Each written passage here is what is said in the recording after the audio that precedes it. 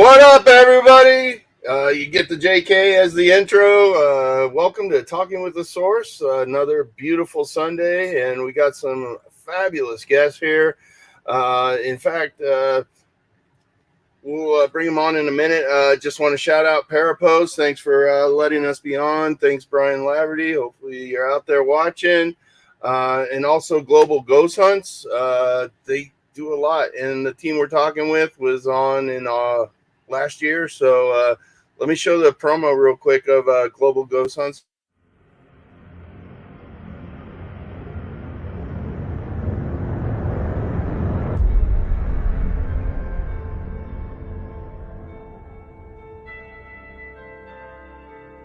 Hi, it's Melissa and it's Heidi. Rootless Destinations here. Coming to you about Global Ghost Hunts. Yeah. So the first one for this year is April 25th to May 5th. So that is 10 days with multiple teams each day. Sign up your team. Please. Yes. You want us to see your investigation. You want us to see your location. Yes. Stick with us. That's what we're here for. We're here to talk about the team, to share the locations, to enjoy paranormal investigating. We are very excited to be the brand ambassadors for Global Ghost Hunt. We're also very excited to do this. This will be our third time. So we're really excited about doing this again. We're excited to see old teams come back. Yes. We're excited for the new teams who are signing up. There are two packages. You guys got to check out which one's good for you. Get your team, get your location, sign up. Listen to previous Global Ghost Hunts if they're not already familiar with that. Well, if you want to check out the previous year's investigations, you just go to Global Ghost on YouTube, on Facebook. If you want to check out everything that is to know about Global Ghost Hunt and find more information before signing up, then just go to globalghosthunt.com. Yes. You can message us on Facebook if you have any questions, and the whole admin team is here to help you. We are really excited about this year. I'm excited to see you guys sign up. So, Justin, what are you waiting for? Sign up. Yeah, do that. I mean, we're risking our lives in here in abandoned trains, floors falling down in them. Do it, guys. Thank you guys so much for your support, for your love, for us, for Global Ghost Hunt. We all thank you and Look forward to loving you. Thank you. Yeah, guys. So if you have a team and you want to get some great exposure, go ahead to head to Global Ghost Hunts and get signed up. Like you said, like they said, in April, May is when the spring session starts, and then there'll be another one in October. But another part of Global Ghost Hunts is Raymond. Let me bring Raymond on. What's up, bro? What's up? What's up? So you went through Global Ghost Hunts last year, and was your team with you? Should I bring them on? Part of them was with me. I was signed up as News Paranormal. Steve came and hung out in April, and then in October, Sepnando, we had more of the guys with us, and the other one that's with us today, Pat, she was with us at Bobby Mackey's. So, yeah, we were all hanging out. This year we were signed up as Spirit Mechanix. Nice, dude. So how did Global Ghost Hunts help you out? It's definitely got my name out there, that's for sure. I get to work with locations. That's so much fun. I enjoy it a lot because I like learning about the new buildings that I haven't heard of. So, Right on, man. Hello, I'm a British Spirit. Hello, welcome to the show. what's up? And let's bring on the rest of Spirit Mechanix here. How you guys doing? Welcome to the show. Hi, guys. How are y'all? Hi, Maria. Thanks for watching. Appreciate it. I know it's like 8 p.m. there, so appreciate you watching. Yeah. So why don't you tell us a little bit about Spirit Mechanix and how you got started? How you guys met. I know you're all in Kentucky. Yeah. So Most of us, not all of us, but most of us are here in Kentucky. But we've been an official team for about 10 years or so. okay. And we are big believers in para-unity.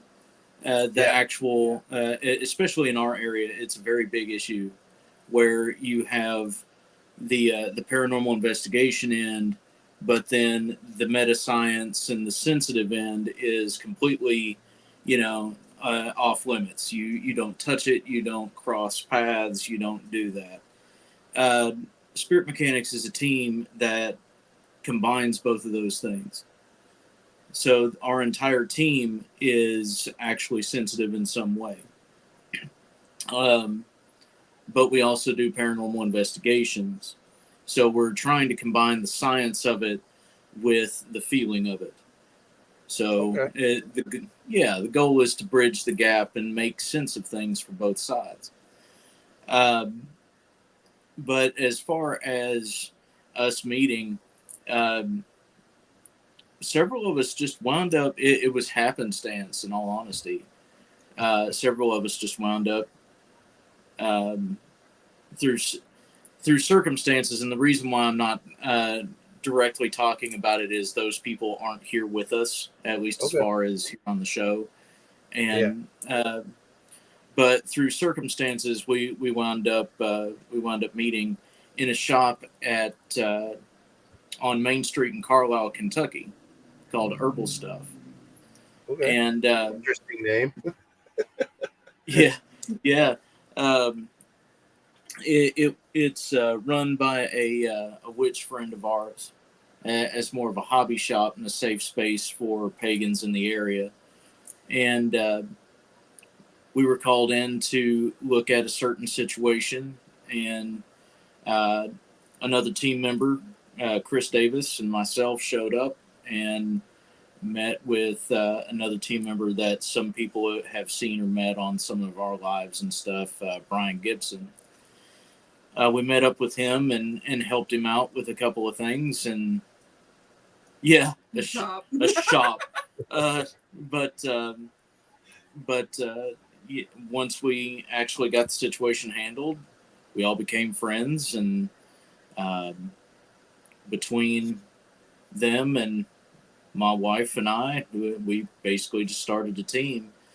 The goal was to be something that we didn't have, because a lot of us grew up in a different understanding, or having sensitivities or gifts or abilities, whatever it is that you would like to call it, and had no one to turn to, no one to educate, no one to give us that moment where we could feel safe and be able to discuss it and talk about it. So we all wanted to be that safe space for other people, and that's why we started the team. Excellent. Raymond, how'd you get attached with the Spirit Mechanix? Once again, I met Steve and another member at a shop. A mutual friend kept telling me, "Hey, you need to meet these guys. He kept telling Steve, "Hey, you need to meet this guy." And we found the chance. I went out and hung out with them. And Steve was like, "Would you be interested in becoming part of the team?" Absolutely. So right on. It's kind of been home since. There you go. Home's where you go to the shop at. Right. Actually. But yeah, starting the team and doing what it is that we do, we specialize in house cleansings, blessings, attachment removals, different things of that nature, as well as education into metaphysics and different forms of energy work and readings. But paranormal investigation has always been part of that. We're not the kind of group of sensitives that roll in and tell somebody that they've got some craziness going on in their home without any kind of proof.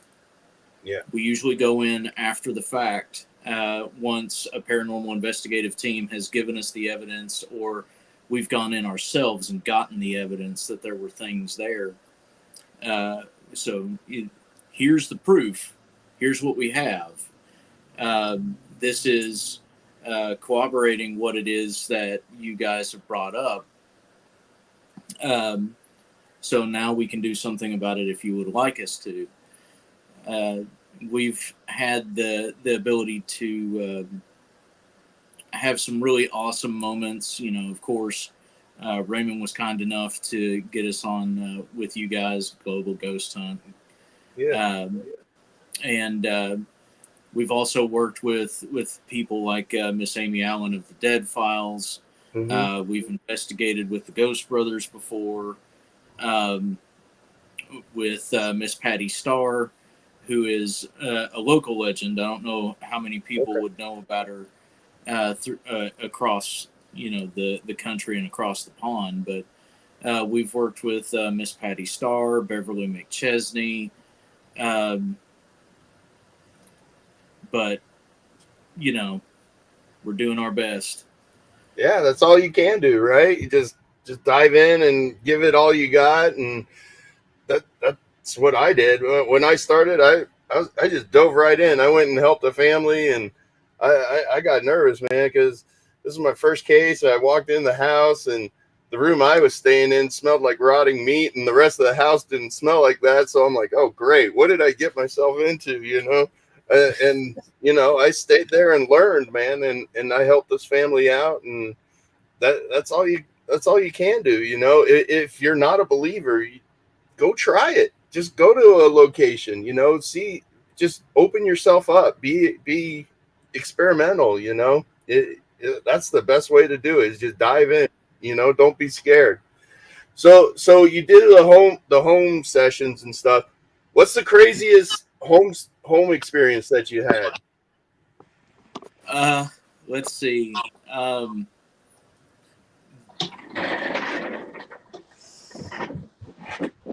So, sorry, I'm catching comments. Yeah. No, you're good, man. We've got all the time in the world. But as far as some of the craziest things, I've been doing what I do for about 30 years. I've sat in on Catholic exorcisms. Oh, wow. I'm not trained by the Vatican. I am not a Catholic trained exorcist. Want to get that out of the way. Yeah. But I have sat in on them before.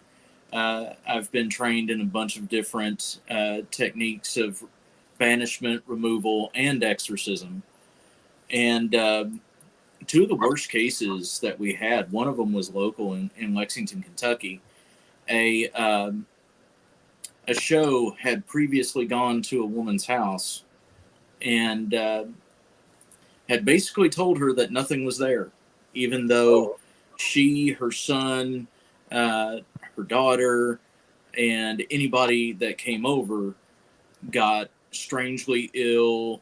You know, we did environmentals before anyone asked. We did environmentals. The house was actually safe. There wasn't mold, radon, carbon monoxide, anything like that. There wasn't any of that going on. She wasn't being poisoned by the water.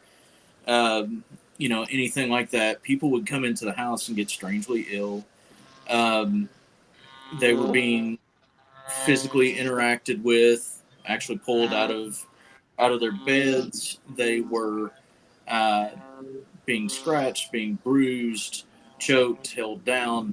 You know, there was a lot that was actually going on, and we had gone in by request. It was another paranormal team that was local that had actually called us in for a second opinion. Yeah. And by the time we got there, it was so awful that you could actually see the light fade from this place. Like every light in the house was on, literally every light in this house was on, and it looked like evening time, and no form of light could make it through the window. It was weird. We started the process, and as soon as we did, as far as blessing, checking, going through environmentals because multiple people do multiple things.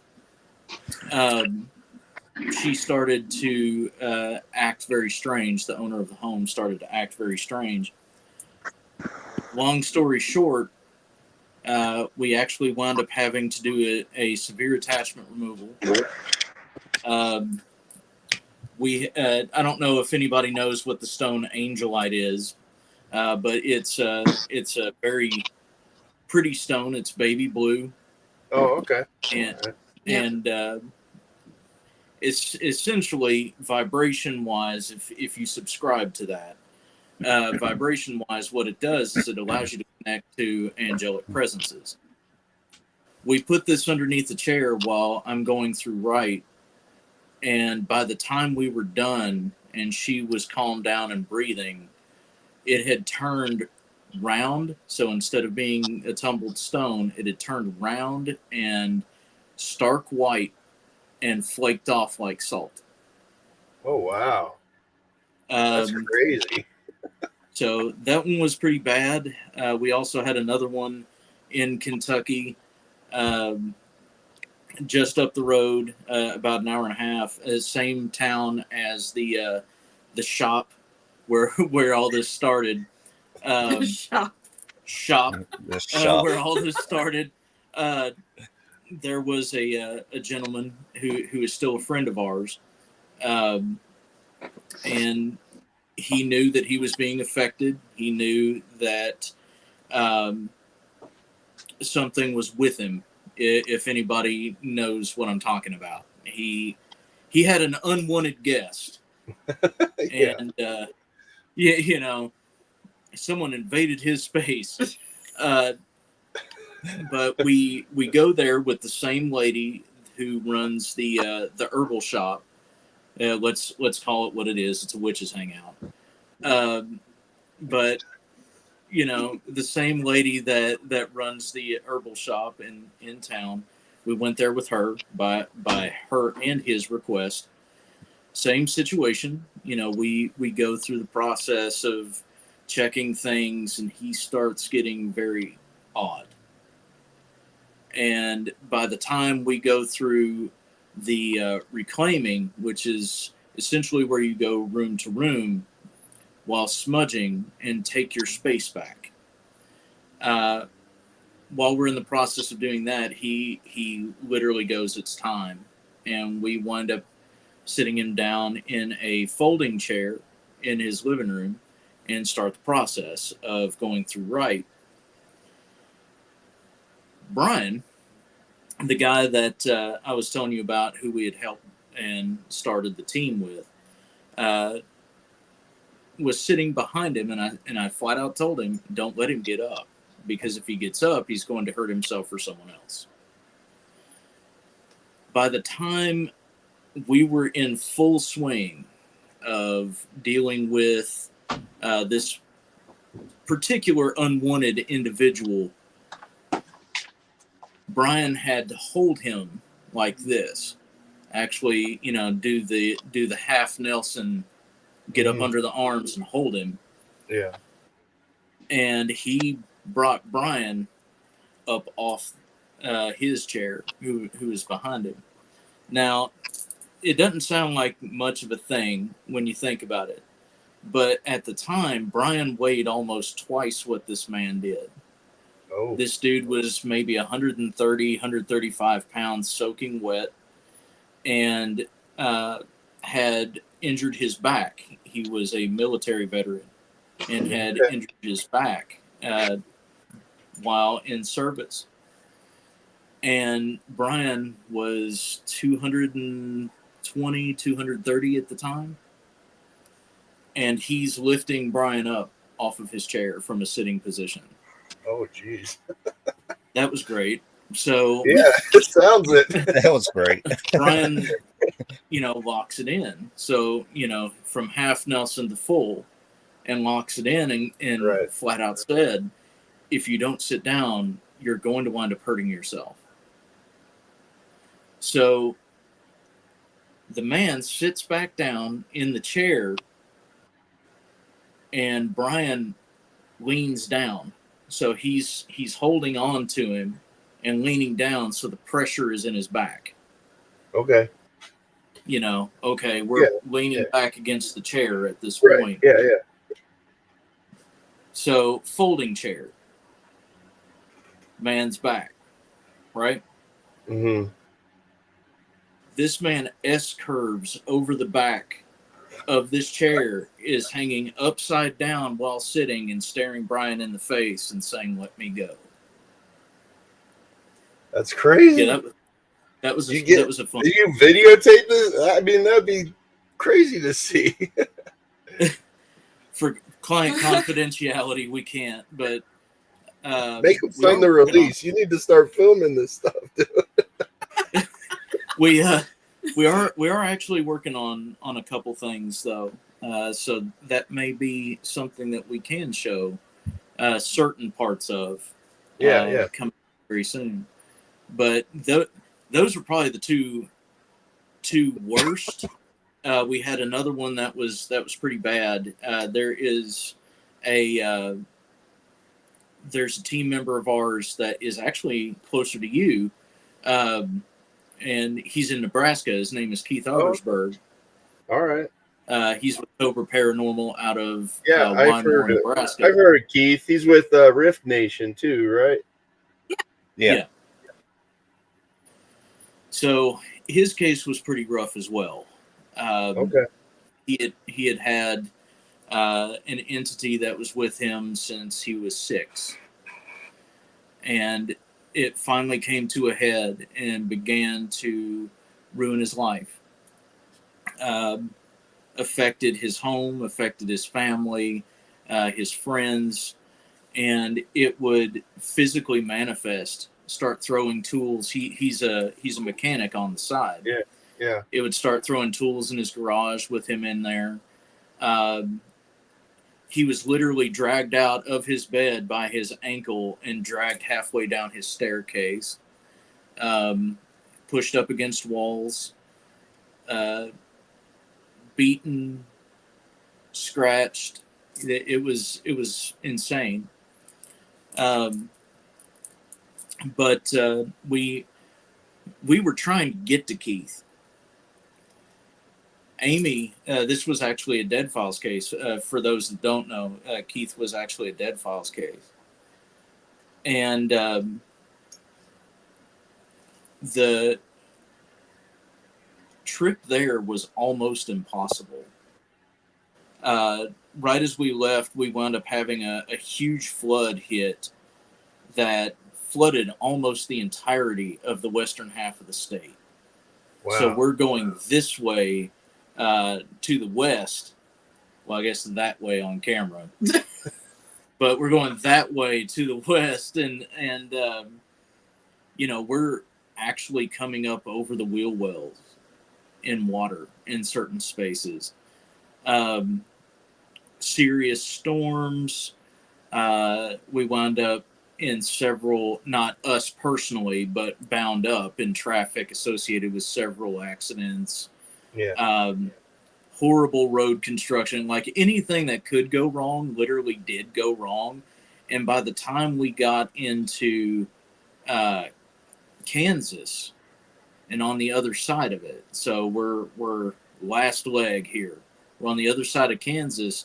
There was a snowstorm that hit. Out of all this shit that was going on, there was a snowstorm that hit and caused trouble getting us there. And I mean, it was just a situation. That's the first time in doing all this that kind of situation has happened. But wind up having a spirited discussion with the spirit that was with Keith. He was able to take his home back. He was able to take his life back. And since the incident, and since he decided to reach out for help, his eyes have actually changed color permanently. Wow. He went from a very dull gray to actually very blue eyes.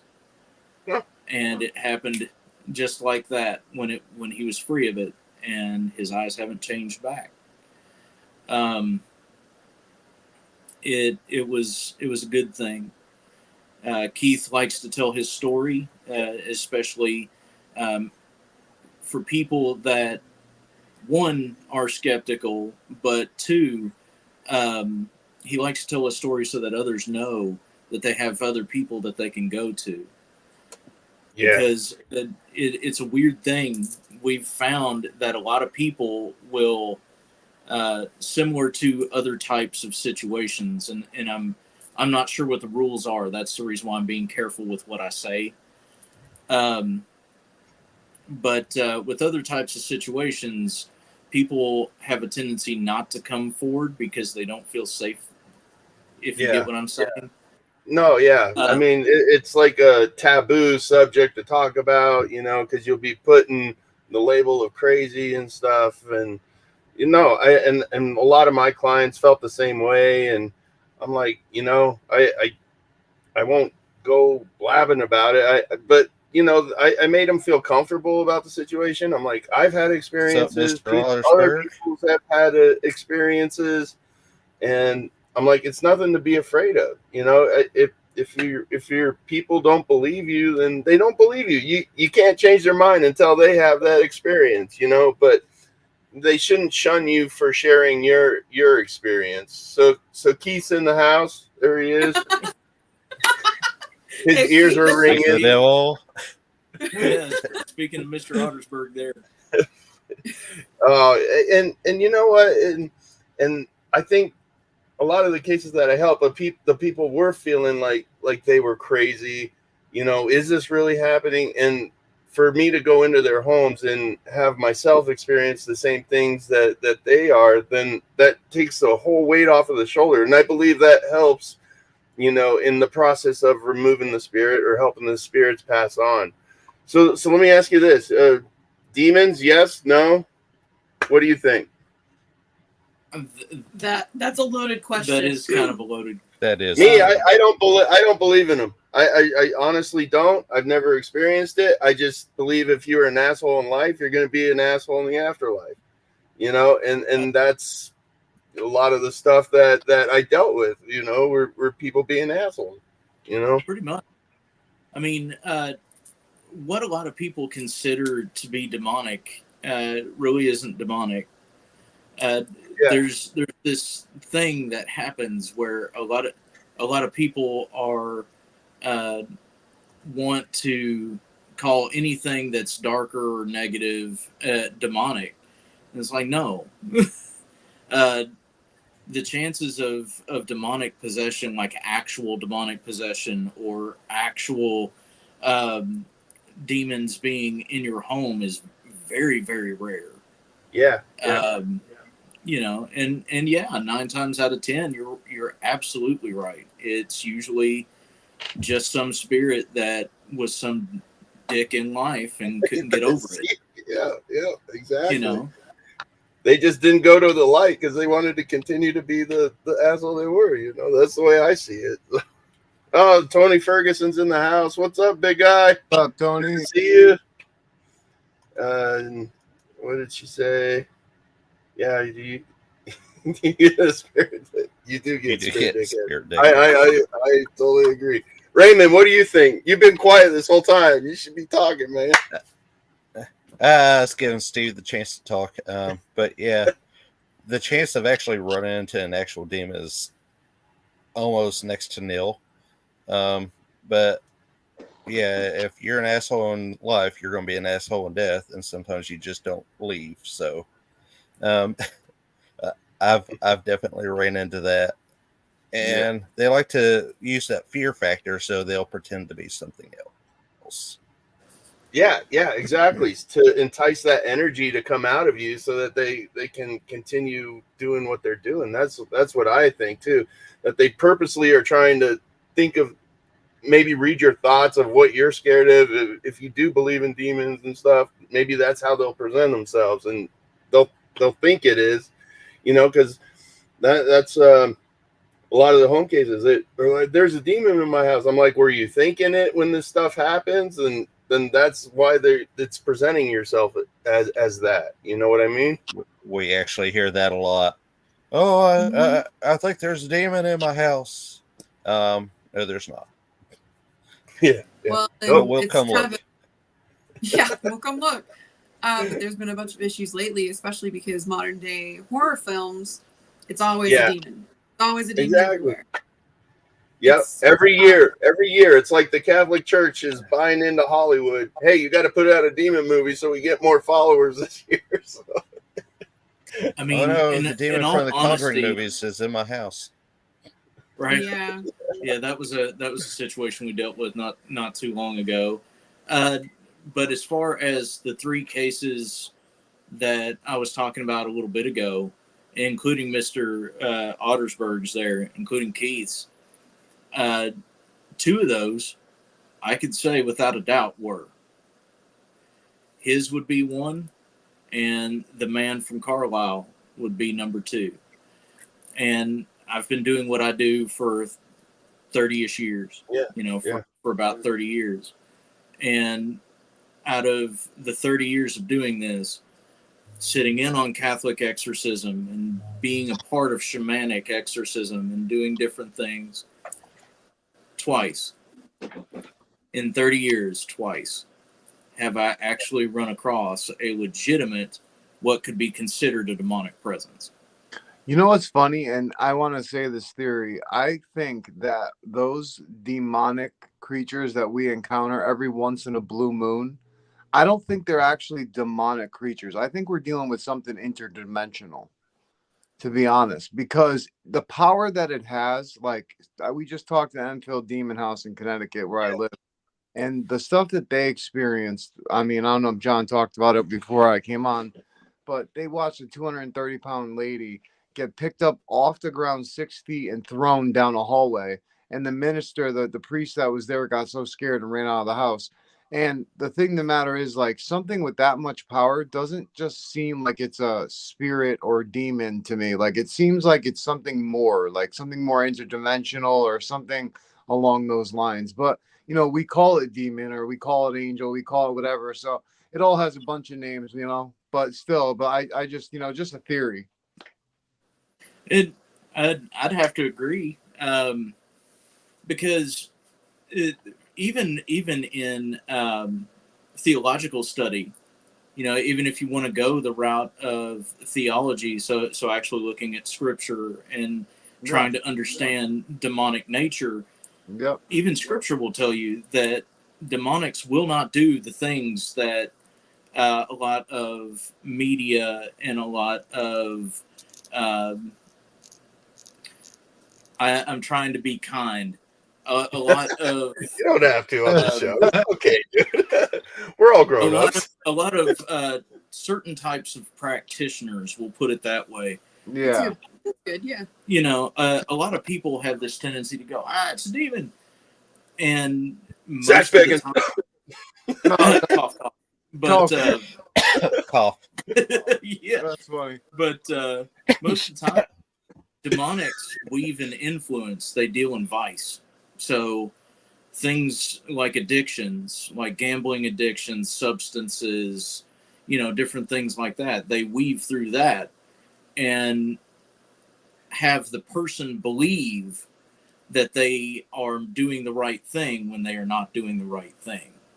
Yeah. So something so the person crazy. chooses to do bad things. You said something so crazy right there. You said something about substance abuse, and I am a recovering addict. I've been in recovery for 8 years. Thank you so much.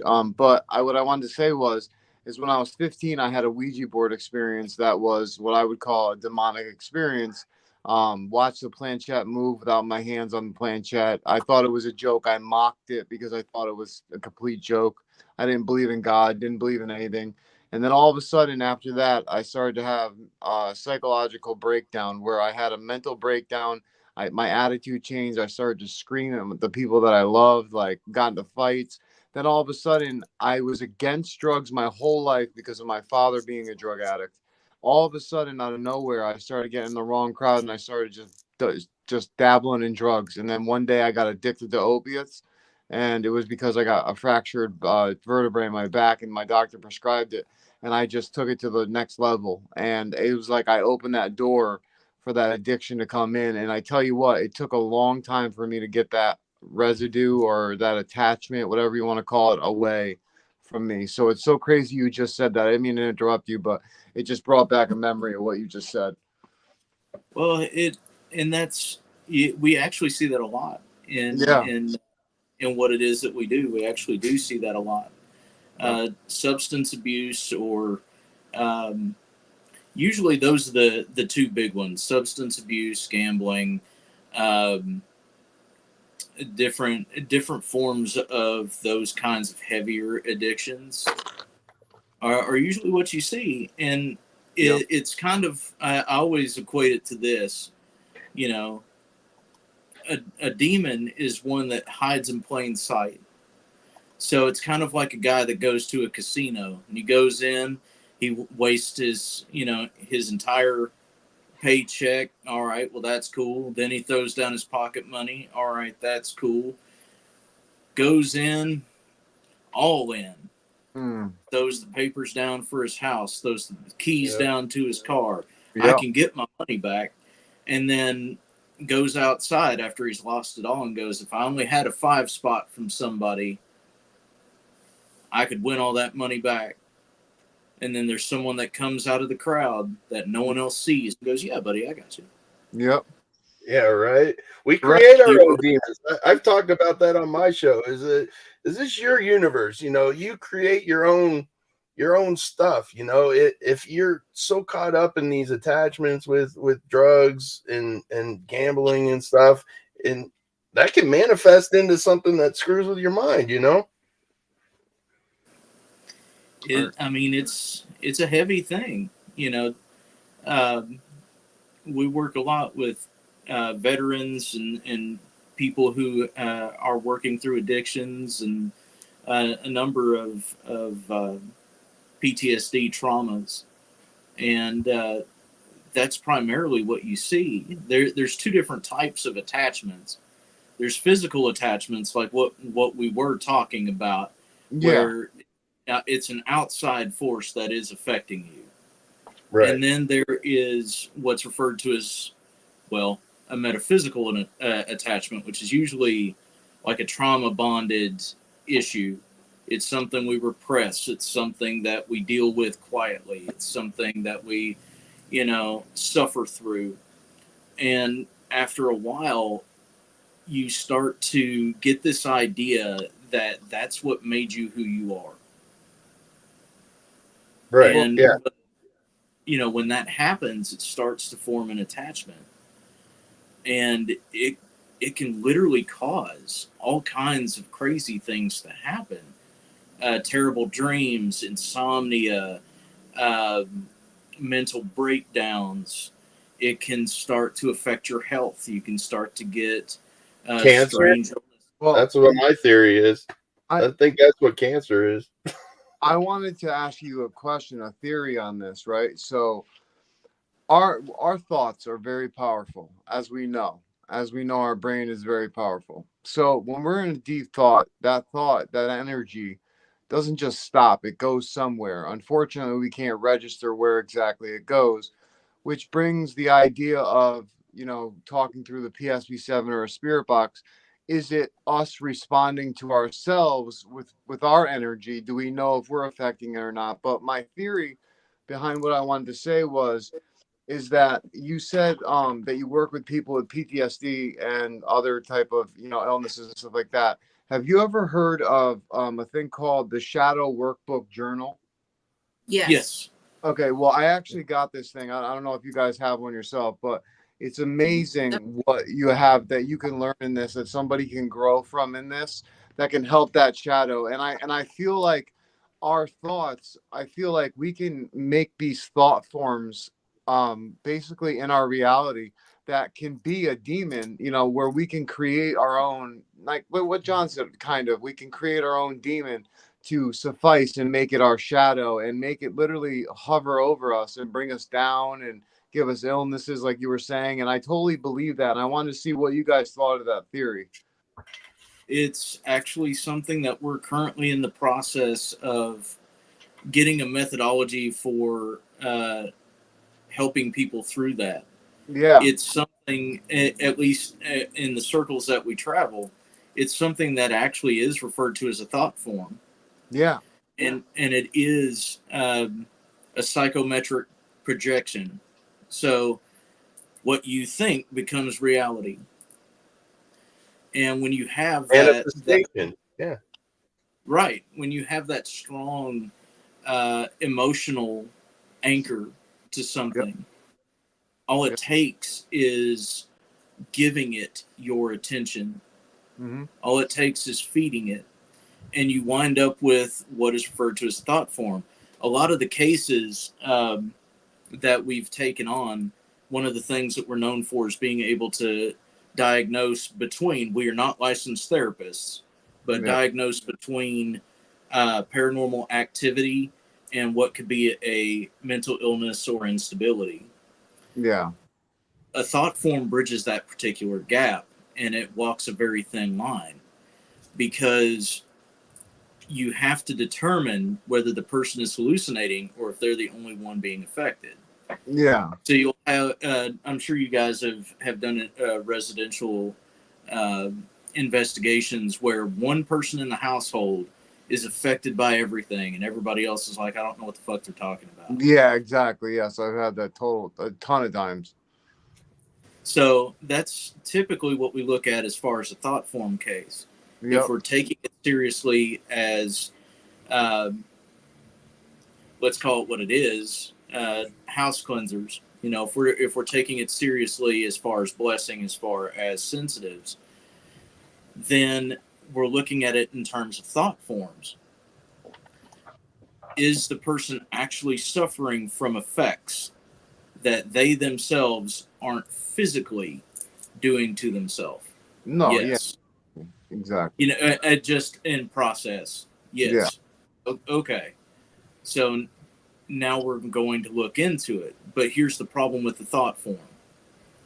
Because they are a mental manifestation, even though they are causing physical manifestations of bruising or some form of interaction, it takes them going to therapy to actually fix it. They have to actually go and take care of their mental health. Otherwise, it just gets worse. Yeah. And as it gets worse, that's where you get into the realm of tulpas, which is a thought form that is independent of the person that created it. Yeah. Mm-hmm. Yep. Yep. I heard of tulpas before. Yep.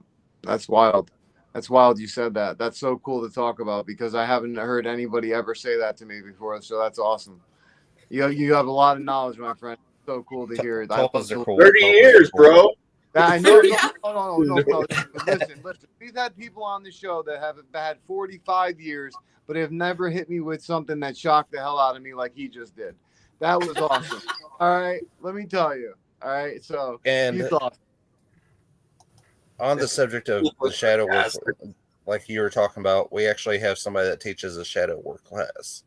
And I know somebody mentioned shadow, dealing with the shadow earlier. There are shadows and there's shadow work. The shadow work is basically like self-therapy. Yeah. We are working through the traumas that we have held on to since birth. Exactly. And that's the type of shadow we're discussing right there. Yeah, so exactly. I just wanted to clarify. Discussing too with the shadow work journal that I have here, because I'm helping a friend work through some abandonment problems that she's had from when she was younger. And I'm noticing that what she'll do is she'll go from one relationship and then she'll immediately find somebody else to comfort her. It's like abandonment thing, like everybody leaves, and like I tried to explain to her, like, listen, that's, something that stems from when you were a child, something traumatic that you need to work through. So I'm trying to help her in that way, because I know for me, I had to do shadow work because I was holding on to some dark things where I was still having negative effects of these dark things, where I would get bad luck, or I would have something bad happen, or, always happen in threes or something crazy, so until I started working on it, things started getting better, Yeah, shadow work is awesome. It's intense at times, but sometimes because there's a difference between when you actually acknowledge your shadow and when you are thinking you're acknowledging your shadow. Acknowledging and accepting the things that created your shadow are two separate instances. Yeah. And the shadow work journals really help with the acknowledging and then help bring you to the part of accepting, so that it's not you fighting against your shadow, it's actually you being at peace and no longer necessarily needing a full shadow. And that's really beautiful.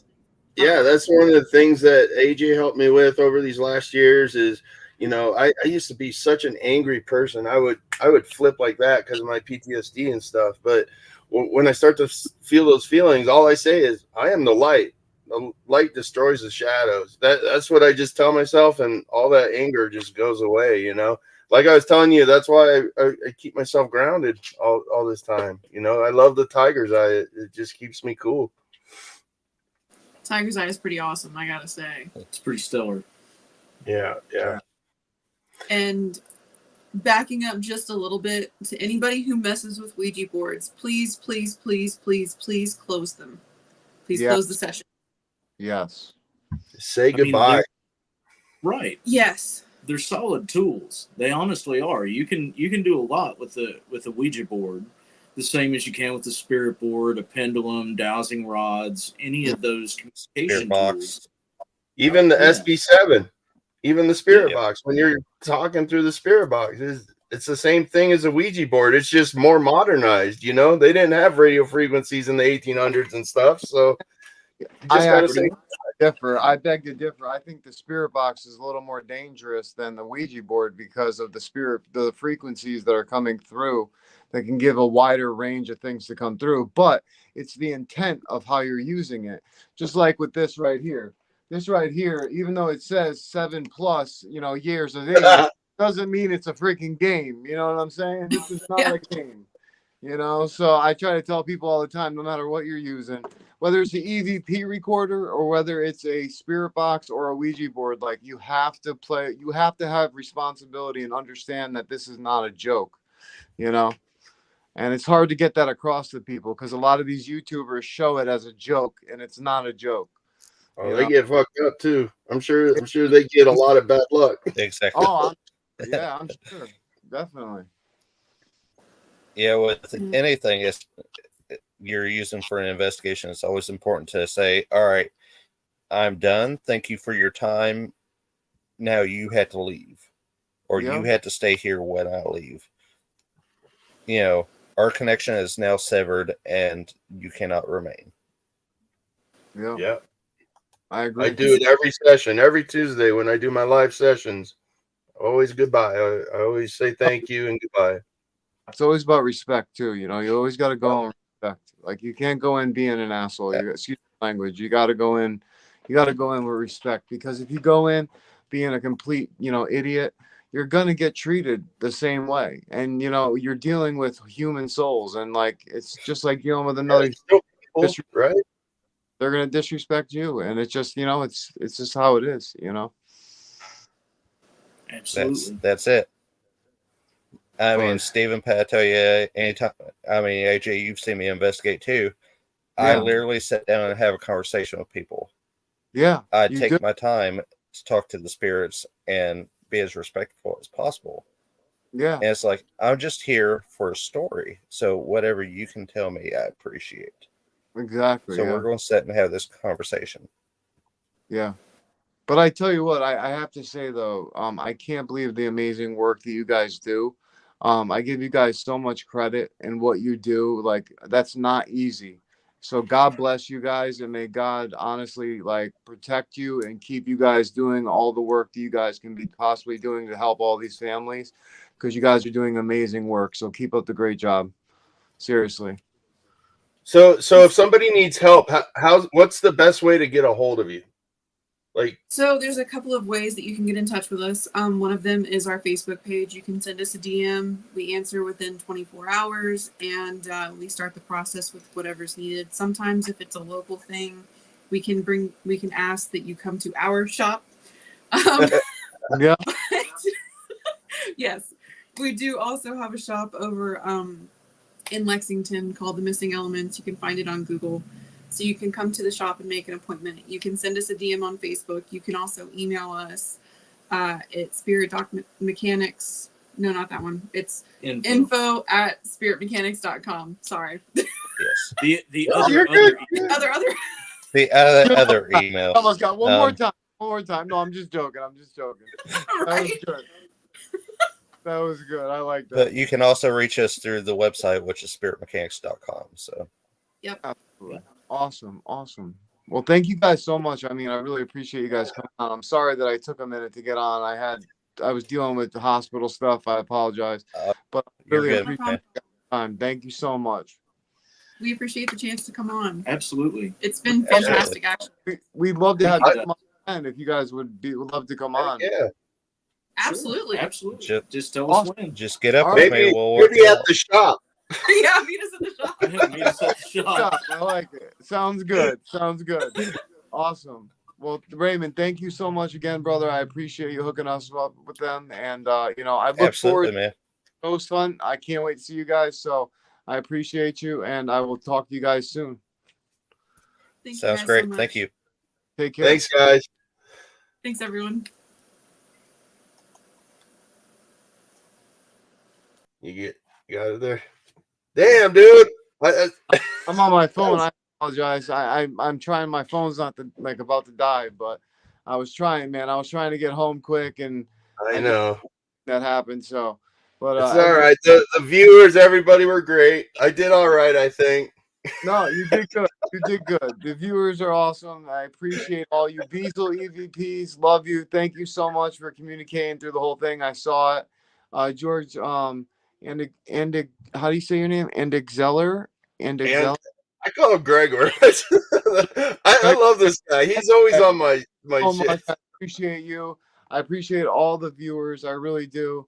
And thank you guys so much for watching. Until next time, we are talking with the source. I was a little late, but my name's AJ Capasso, host and founder, and also with my other host and founder, and Jonathan Keyworth of JK47 Paranormal Investigations. But real quick, brother, shout out the podcast that we need to hear. Oh shit, man. If you guys haven't been to one of my sessions yet, check out Targeting with the JK47. I made a group. I go live every Tuesday at 2 p.m. Eastern, 12 p.m. Mountain, and I work on cold cases. I talk with the spirits of cold cases, and right now I'm getting so connected with Rick Buchanan.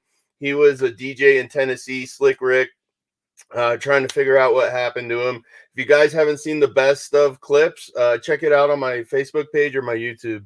Sick. It was a sick session. Awesome. All right, guys. Well, hey, thank you guys so much for tuning in. Until next time, we are talking with the source. Thank you guys so much.